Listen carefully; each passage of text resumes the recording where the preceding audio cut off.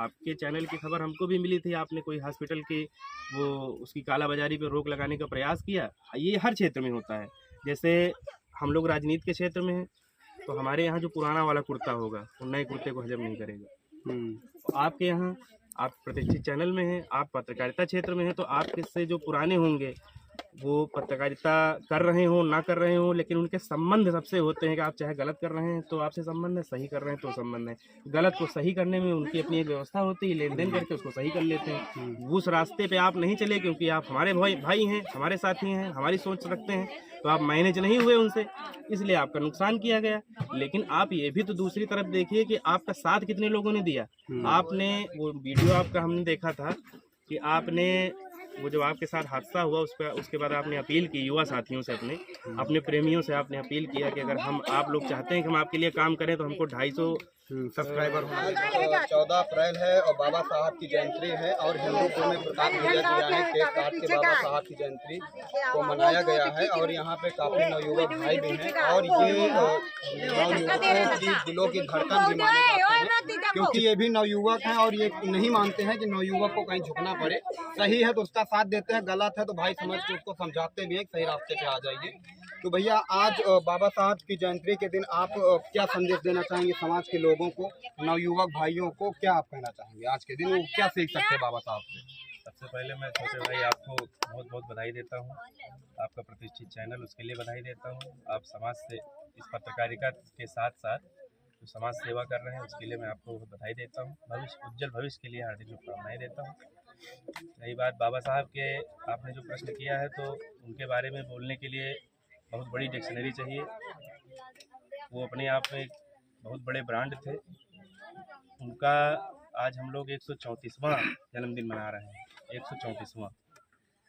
बाबा साहब पिछड़ों की आवाज़ थे, दलितों की आवाज़ थे, शोषितों की आवाज़ थे, युवाओं की आवाज़ थे, नौजवानों की आवाज़ थे, किसानों की आवाज़ थे, समाज में अंतिम पंक्ति में खड़े हुए व्यक्ति की आवाज़ थे, जो सबसे नीचे है, सबसे पीछे है, सबसे छोटा है, सबसे गरीब है। उन वैसे लोगों की आवाज़ उठाने का वो काम करते थे और उनका संदेश हमसे, आपसे, हमारे साथियों से किसी से छिपा नहीं है। शिक्षित वर्ग, अशिक्षित वर्ग, सबके पास उनका एक संदेश है कि समाज के अंतिम व्यक्ति के लिए काम करना चाहिए, गरीब के लिए काम करना चाहिए, शोषित के लिए, पीड़ित के लिए, जिसके साथ अन्याय हो रहा है उसके लिए काम करना चाहिए। दूसरी बात यह है कि ये जैसे जैसे हमारे युवा साथी, नौजवान साथी सब तैयार हो रहे हैं, जैसे जैसे शिक्षा का स्तर बढ़ रहा है, वैसे वैसे बाबा साहब की जयंती मनाई जाने लगी है व्यापक रूप से। सुमेरपुर ब्लॉक में ही लगभग मैं 5-6 जगह होके 7 जगह होके आया हूँ। सभी नौजवान साथी जो नई पीढ़ी तैयार हो रही है वो सब बड़े हर्षोल्लास से उनका जन्मदिन मनाते हैं, उनका संदेश आपस में बांटते हैं, सबको शिक्षा देते हैं। अब यहाँ हिंदूपुर में हमारे छोटे भाई लवकुश हैं, ये कार्यक्रम करते हैं। बिहार में छोटा भाई हमारा रोहित, वो काम करता है। गंगा नदी के उस पार से भी हम आ रहे हैं। सुमेरपुर ब्लॉक में अधिकतम गाँवों में जन्मदिन उनका जयंती मनाई जा रही है 134वीं।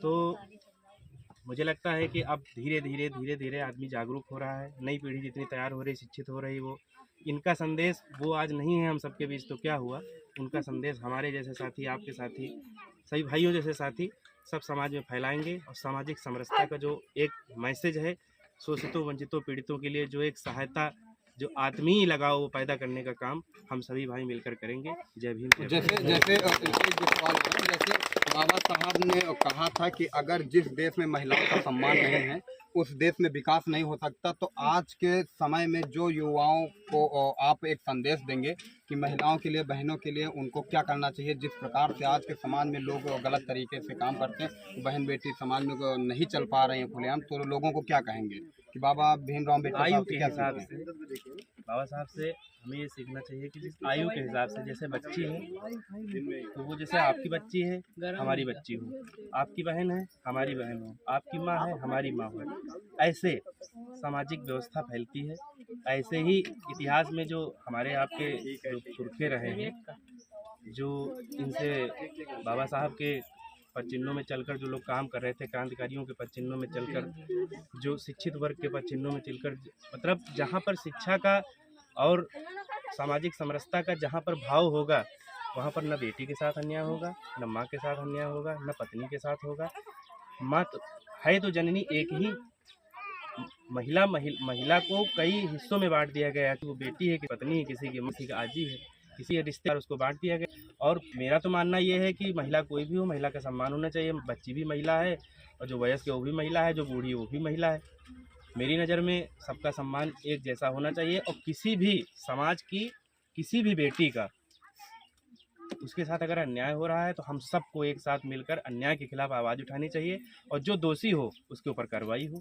और जैसे आज नवयुवक भाई कुछ हैं कि जैसे है उनके जीवन में कोई वो एक लक्ष्य गोल बना के काम करते हैं और रास्ते में बहुत सारी रुकावट आती है। कुछ दिन पहले मेरे भी साथ हुआ। मैं तो क्या आप, हम तो जानते हैं हम फिर लड़ेंगे लोगों से, लेकिन नवयुवकों को आप क्या संदेश देंगे कि उनके साथ अगर कभी भी कुछ गलत होता है तो हार मान जाएं या अपने गोल के लिए आगे बढ़ें? बाबा भीमराव अम्बेडकर जी ने क्या नवयुवक को कभी हार माननी ही नहीं चाहिए। नवयुवक तो हार मानने के लिए होता ही नहीं है। अगर वो हार मान रहा है तो नवयुवक है ही नहीं, वो तो खत्म हो चुका है। फिर नवयुवक के अंदर जोश होता है, जज्बा होता है, जुनून होता है अपने साथ कुछ करने के लिए, अपने लोगों के लिए कुछ करने के लिए, अपने से जुड़े समाज के लिए कुछ करने के लिए। अगर वो नवयुवक है और जोशीला है, मतलब उसके अंदर क्रिएटिविटी, प्रोडक्टिविटी, अगर वो क्रिएटिव नहीं है, प्रोडक्टिव नहीं है, कुछ कर नहीं सकता तो फिर वो काहे का नवयुवक है? घर पे बैठ के माँ बाप की रोटियां खाएगा, जब तक माँ बाप खिलाएंगे पिलाएंगे तब तक खाएगा पिएगा। उसके अंदर कुछ करने का जज्बा ही नहीं तो काहे का नवयुवक है? फिर रही बात आपकी, तो आपके चैनल की खबर हमको भी मिली थी, आपने कोई हॉस्पिटल की वो उसकी कालाबाजारी पर रोक लगाने का प्रयास किया। ये हर क्षेत्र में होता है। जैसे हम लोग राजनीति के क्षेत्र में हैं तो हमारे यहाँ जो पुराना वाला कुर्ता होगा वो नए कुर्ते को हजम नहीं करेगा। आपके यहाँ, आप प्रतिष्ठित चैनल में हैं, आप पत्रकारिता क्षेत्र में हैं, तो आपके से जो पुराने होंगे वो पत्रकारिता कर रहे हो ना कर रहे हो, लेकिन उनके संबंध सबसे होते हैं कि आप चाहे गलत कर रहे हैं तो आपसे संबंध है, सही कर रहे हैं तो संबंध है। गलत को सही करने में उनकी अपनी एक व्यवस्था होती है, लेन देन करके उसको सही कर लेते हैं। उस रास्ते पे आप नहीं चले क्योंकि आप हमारे भाई हैं, हमारे साथी हैं, हमारी सोच रखते हैं, तो आप मैनेज नहीं हुए उनसे, इसलिए आपका नुकसान किया गया। लेकिन आप ये भी तो दूसरी तरफ देखिए कि आपका साथ कितने लोगों ने दिया। आपने वो वीडियो आपका हमने देखा था कि आपने वो जो आपके साथ हादसा हुआ उसके बाद आपने अपील की युवा साथियों से, अपने प्रेमियों से आपने अपील किया कि अगर आप लोग चाहते हैं कि हम आपके लिए काम करें तो हमको 250 सब्सक्राइबर होना चाहिए 12 बजे पहले। 12 बजे रात के पहले तो आपको मेरे ख्याल से मिल गए होंगे, 500 मिल गए। 500 मिल गए। तो आप ये मान के चलिए कि जो है कि आपके साथ समाज है, हम जैसे भाई हैं, आपके बुजुर्गों का सबका आशीर्वाद है। जो आपकी स्थिति वही हमारी स्थिति है। कहाँ पर हो? हमारी नेतागिरी में भी यही होता है। जैसे कोई नया आपका बच्चा है, आपके बीच का है, आप मतलब आपका हम उम्र है जैसे हमारा जैसा है, तो हम जैसे समाज सेवा का काम चालू करेंगे या चालू किए हुए हैं। सबके सामाजिक समरसता की बात कर रहे हैं, माताओं बहनों की सुरक्षा की बात कर रहे हैं, उनके लाभ की बात कर रहे हैं। यहाँ पर ठेकेदारी कोटेदारी जैसी व्यवस्था वाली बात नहीं है। तो जो पुराना कुर्ता होगा, जो 40 साल से 50 साल से कुर्ता पहने होगा, जो लूट घसोट डकैती हो, चोरी हो, जनता का खाना, जनता का राशन, जनता का तेल, जनता की व्यवस्था, जनता के पैसे से घर गाड़ी बंगला खेत सब बनाते हैं, उन लोगों को नए कुर्ते हजम नहीं होते हैं कि नया वाला आएगा तो हमारी सीट चली जाएगी। कुर्सी कोई अपने आप नहीं देता, कुर्सी अपने अधिकार की छीननी पड़ती है। राजस्थान में देखिए रविंद्र सिंह भाटी ने छीना है, हमारे आपके जैसा साथी है, नौजवान है, किसी पार्टी ने उसको समर्थन नहीं दिया। जैसे अपने क्षेत्र का कोई भी नवयुवक है और वो सही काम कर रहा है और उसके टांग को खींचा जा रहा है, उसके मनोबल को तोड़ा जा रहा है, तो क्या प्रकाश सिंह सही काम करने वाले नवयुवक के साथ रहेंगे? हमें बिल्कुल साथ रहे हैं, साथ रहेंगे। हमारे बारे में किसी को बताने की जरूरत नहीं है। मैं अपने हर नौजवान साथी के साथ हूँ, हर अपने पिता तुल्य, जो पिता के तुल्य हैं, अग्रज हैं, बड़े भाई हैं, माताएं हैं, बहनें, मैं सबके साथ हूँ। आप और हम, हमारे जैसे लोग, आप जैसे लोग, सब लोग मिलकर इस समाज को ठीक करने का काम करेंगे। जहाँ गलत हो रहा होगा वहाँ हम सबसे पहले खड़े होंगे, हम भी खड़े होंगे, आप भी खड़े होंगे, अपने माताओं के साथ, बहनों के साथ। तो आप लोगों के बीच में प्रकाश सिंह आए हैं, तो क्या कहना चाहते हैं? प्रकाश सिंह से क्या उम्मीदें हैं आप? प्रकाश सिंह से हमें बहुत सारी उम्मीदें हैं। हमारे बड़े भाई हैं, जो भी हम उनसे कहते हैं कुछ भी कोई भी काम हो सारा कर देते हैं, किसी चीज़ के लिए मना नहीं करते। छोटा भाई समझ के जब भी मैं किसी काम के लिए बोला हूँ इन्होंने मना नहीं किया है, जब भी बुलाता हूँ आते हैं, हमारा। अच्छा, आपने बोल दिया प्रकाश सिंह ने नहीं मना किया, लेकिन जब प्रकाश सिंह को जरूरत होगी तो क्या हम लोग उसी अंदाज में उनका साथ देंगे? बिल्कुल देंगे। बहुत बड़ी बात है ये कि अगर प्रकाश सिंह, ये सवाल बनता है ना कि अगर प्रकाश सिंह रात 12 बजे सही काम के लिए, मैं फिर बोल रहा हूँ, गलत करेंगे तो कोई साथ नहीं देगा, अगर सही कर रहे हैं, साथ दे रहे हो, कल उनको जरूरत हम लोगों की होगी तो कितने हाथ खड़े हो जाएंगे उनके लिए? खड़े हो जाएंगे।